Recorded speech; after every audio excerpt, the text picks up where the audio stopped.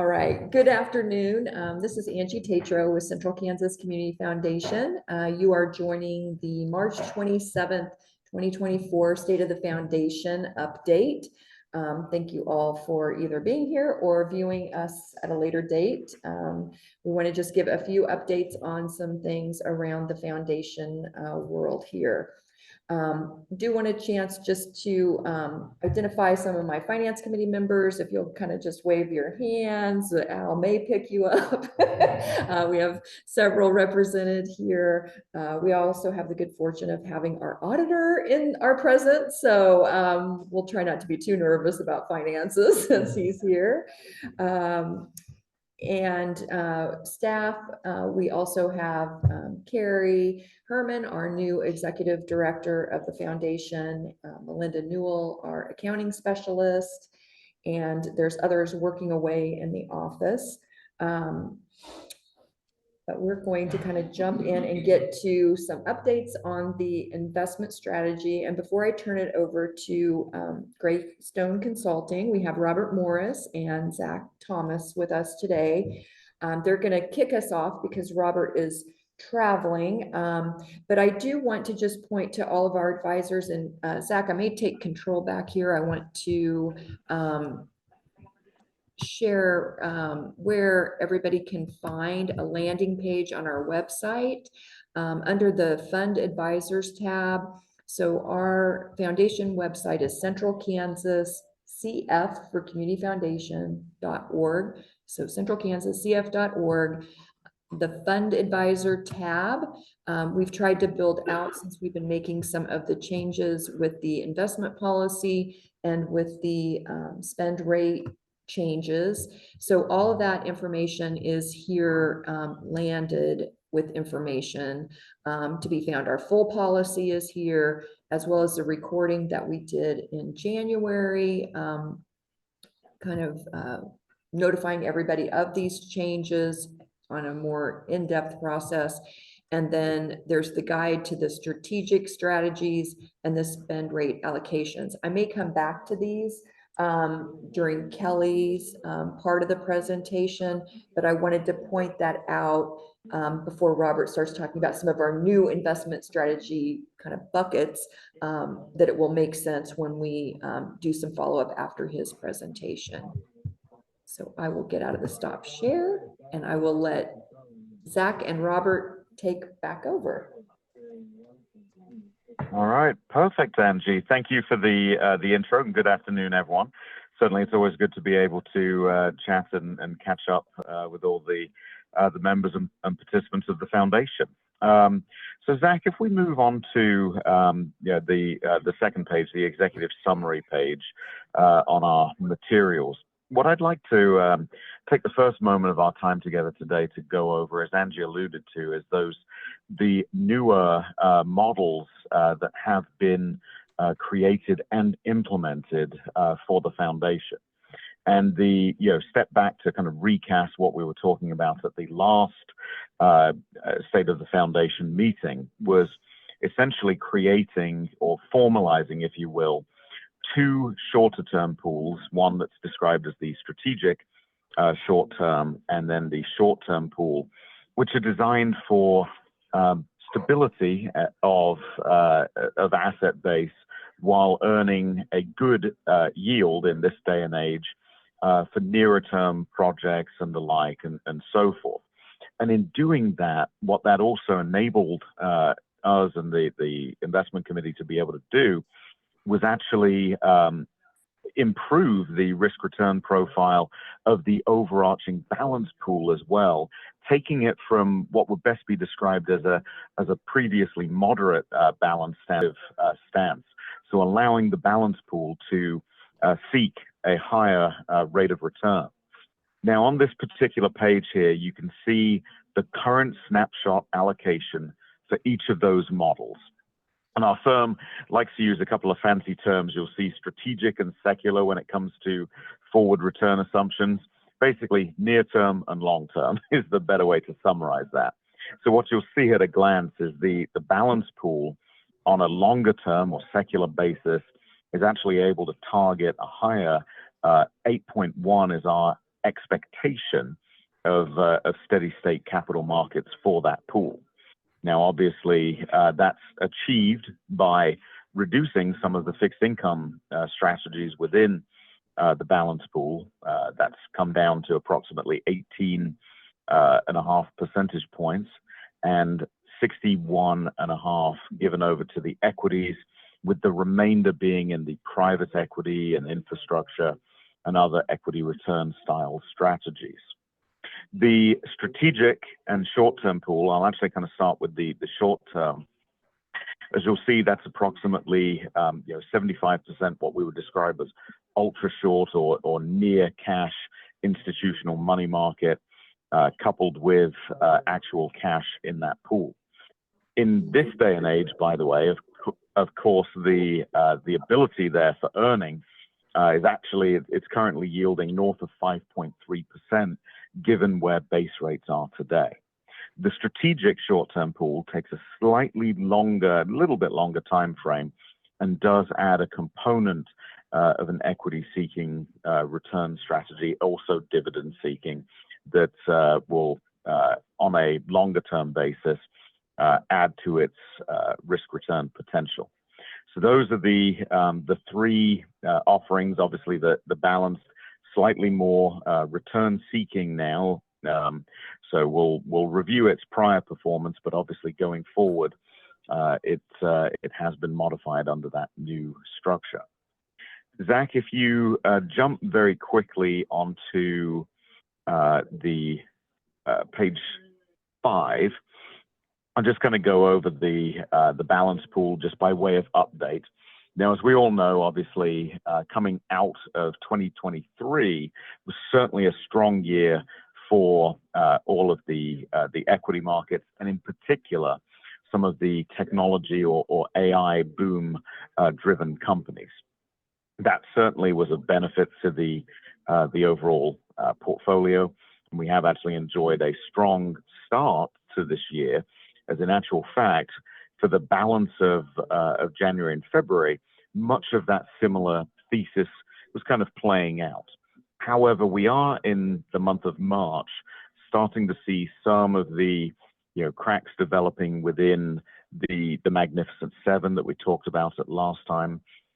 Case in point, you do see companies like Tesla that's down about 25% year to date. Apple, which has obviously been struggling with some of their China issues.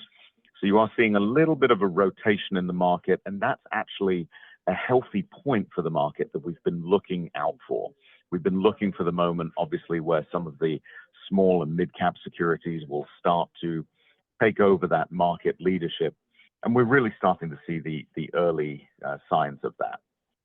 Zach, if you jump on to page 6 for us, just kind of for the first 2 months of the year, the balance pool outperforming the composite level benchmark, 2.7 to 2.1%. And obviously on the trailing time periods now in particular, you do start to see those 5-year numbers coming higher as we actually put some of 2022, the more challenged year, kind of gets averaged out across that mix, which is indicative of what you would see and expect from a longer term investing program. If we're kind of foreshadowing how we believe the rest of the year should play out, there are actually some very constructive signs before us. We have received clarity from the Federal Reserve that, in fact, it looks like 3 rate cuts are on the table for this year. And that's certainly something that the Finance and Investment Committee and we have been paying close attention to when it comes to the bond allocation within that balance pool. It was almost like the market was too optimistic that we'd actually receive something like 5 or 6 cuts and 1% to 1.25%. Again, we felt that was a little too optimistic, and certainly that viewpoint seems to have now been confirmed by the Federal Reserve. So in actual fact, staying shorter duration on the fixed income securities that we held was the right positioning, and one of the reasons that you see that above benchmark level performance. From an equity market standpoint, going out for the rest of the year, as we mentioned just briefly earlier there, we we have started to see that market leadership broadening out, which is a healthy component for the market. Obviously, there are still some, AI companies and AI downstream that still trade with relatively high valuations versus some historical norms. The rest of the market does indeed seem to be at that much more normal 18 to 19 times forward multiple and able to withstand a little bit more of the any potential exogenous shocks to the system. But in actual fact, the liquidity in the markets is still very strong right now, so we don't see necessarily too much of a concern there. And because of the looming potential of rate cuts this year, that will benefit certain sectors of the consumer part of the economy, which will kind of provide a much needed relief. Indeed, the unemployment figures haven't necessarily run away, and it does look at this point that that soft landing, which is ever so hard to navigate for the central banks, would be the course that seems to have been before us. Angie, with that, I'd probably just like to take questions on our side, and can certainly go into more of the pool construction. Clearly, the transition for the short-term, strategic short-term, were made earlier this year, so obviously we don't have any performance yet to demonstrate for those, but we certainly will at the next State of the Foundation meeting. Absolutely. Are there any questions?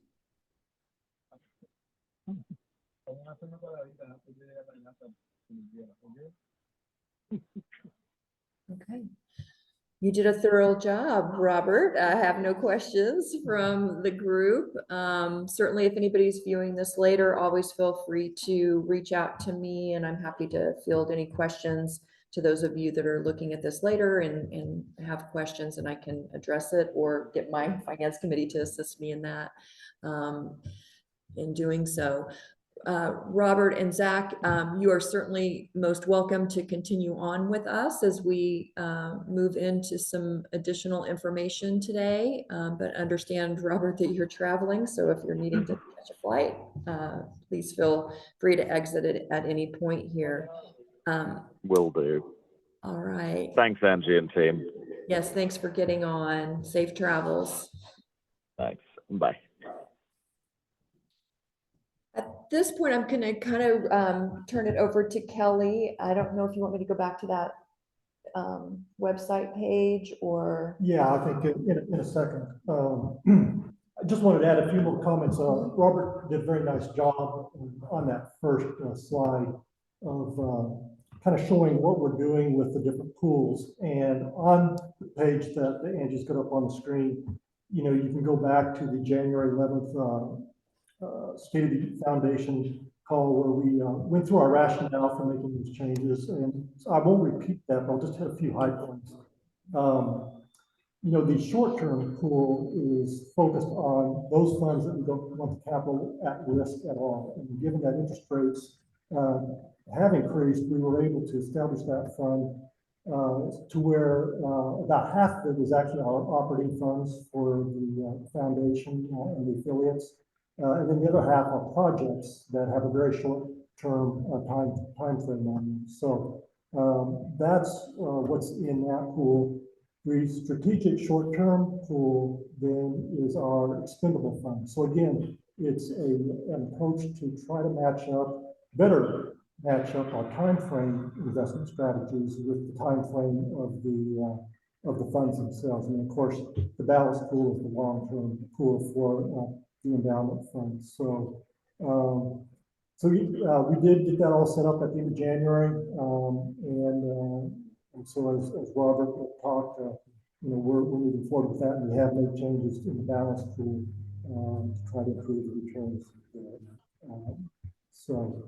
The other thing I want to mention, the other part of the investment policy change that we made in January was the spend rate policy.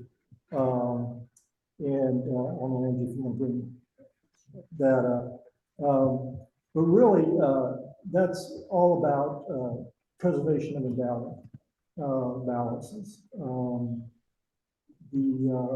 With the poor investment returns in 2022 in particular, we had created some deficits that we are looking to restore. And so we decided it's time to make a change to our spend rate policy to where it is now on a more tiered basis, depending on whether the fund itself is above or below its original principal balance. And so if there's a fund that is in a good surplus position, nothing changes. We still are recommending and have a maximum cap of 5%, which you can see on the table there. But as you start to go down to closer to zero and then into a deficit position, we felt it necessary to cut back both the recommendation and the max, with the difference being still allowing fund advisors a little bit of flexibility to meet their needs. But our intent is to apply this, and we have applied this with the 2024 letters that went out in mid-February, I think, to help us recover the deficit balances. So those were the major changes that we were proposing at the last State of the Union of State of Foundation, and it's been implemented now, and so we'll continue to manage that as we go forward.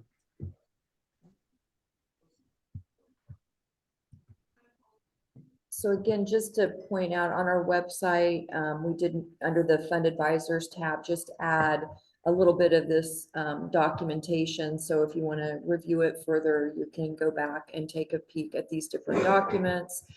This is also the page for our fund advisors. So whether you're staff, especially new staff wanting to learn more about where to send your fund advisors, further on this page are the forms that they fill out to make their requested distributions.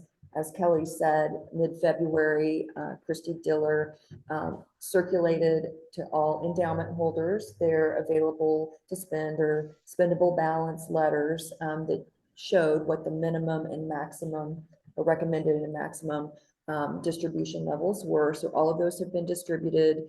We've definitely already been getting them back. I'll have some numbers here in a minute about gifts that are already going out the door. But this is also a landing page where you can find the forms that get brought back into staff to help with that distribution for the charitable gifts that you're making. And there's other information for the fund advisors on here. So I think with that, I'll stop share unless there's anything else to show on this. Okay. From there, just for our state of the foundation, use this time to just share a few statistics about the foundation and kind of recap. We had some of our strategic investment focused state of the foundation sessions, but it's been October since we really shared some of our statistics. So we have the year close. So I'm just going to recap a few things here to remind us all kind of where we are as an organization. Assets under management in 2023, as we closed the year, we were at 28,454,000 in assets. This was up from around 26 million in 2022. In 2023, that was made up of 2,873 donors, and new gifts that it came into us was 4.7 million. That was up from 4.4 million in 2022. So we've had two big projects. 2022, we had a huge insurge of 1.3 million for the Newton Library project.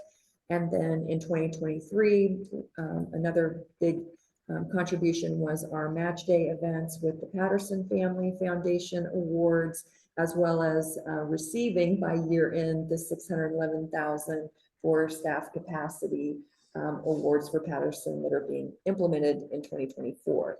But tremendous years, consistently growing with donation contributions.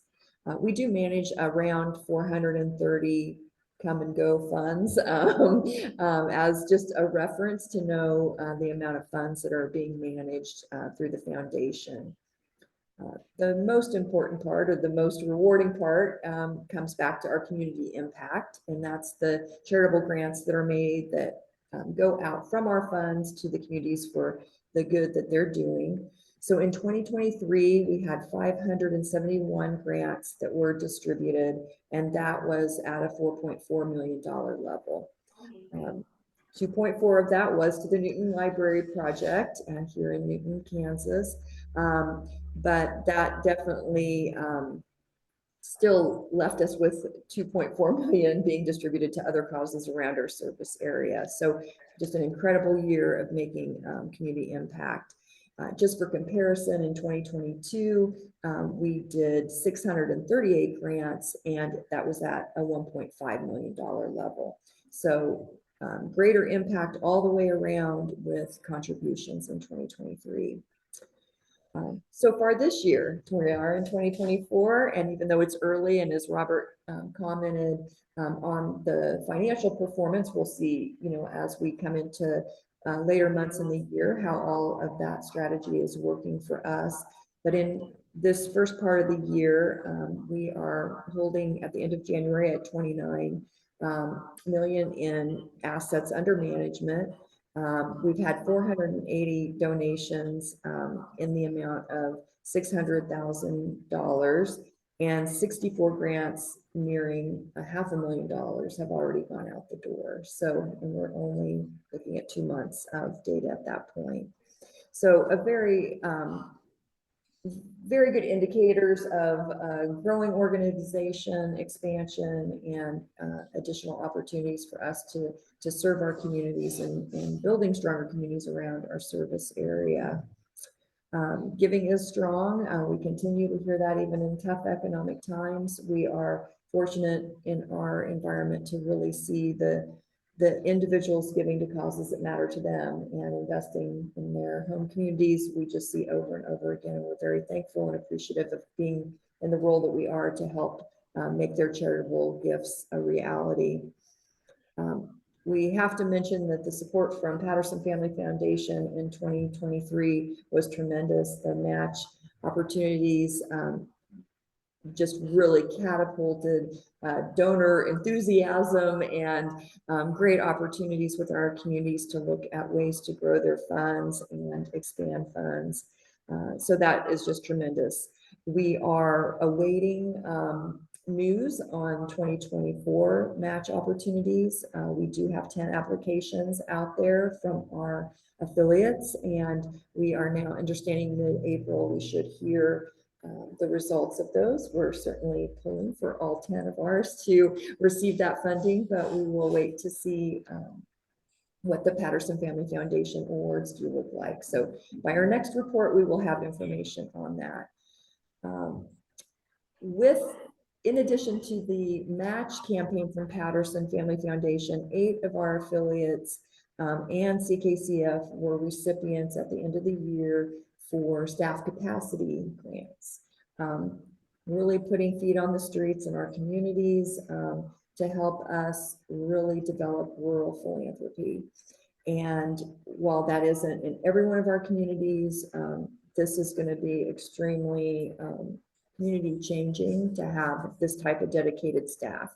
So Carrie Herman, as I introduced earlier, is our new executive director of the foundation, and her role primarily with other miscellaneous items, which she's already learned in her first 3 weeks, happens, but she will be helping oversee the 8 positions that Patterson has awarded and assist those foundations in developing their staff and bringing others on. And I do see that Brandy Mast, our Elk County Associate Director, has joined this call as well, and we want to welcome her, along with sharing that we have already hired Greg Bontrager as the North Newton Associate Director.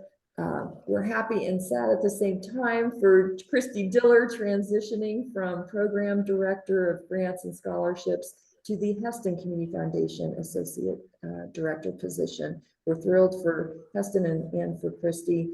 She formally makes that change on Monday. So that is occurring. We've also been able to hire Cal Pendergrass with our Florence Community Foundation, and then, as I mentioned, Brandy in Elk County. We are still recruiting, and interview processes are occurring in Halstead, Hillsborough, Fredonia, and Peabody. And we will continue to get those positions secured here in the next month or so. I'm optimistic.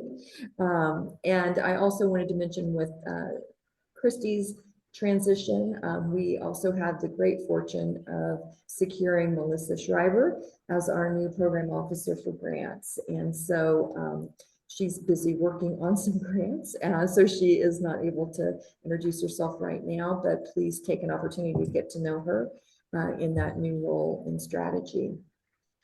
We also have had many changes occurring just with our overarching organizational structure. In addition to all these staff, we also brought on Burton Community Foundation to add as our 18th affiliate. And Monday evening at our board, CKCF board meeting, we validated that we will be reestablishing the Augusta Community Foundation over in Butler County.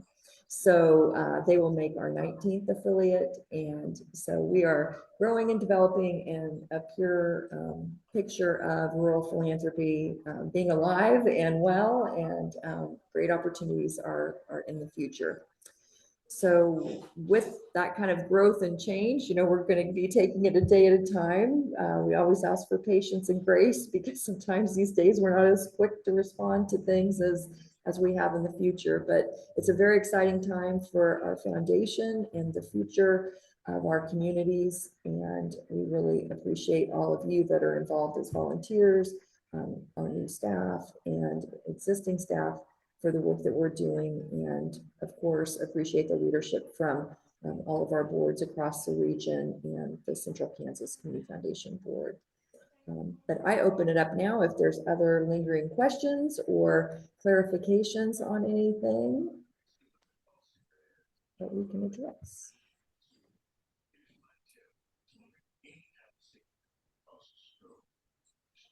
No questions. All right, well, that is the conclusion of our State of the Foundation. Just a quick update and an opportunity to reach out and just document some of these updates and changes. And if there's nothing further, we will undo the recording and wish you all well.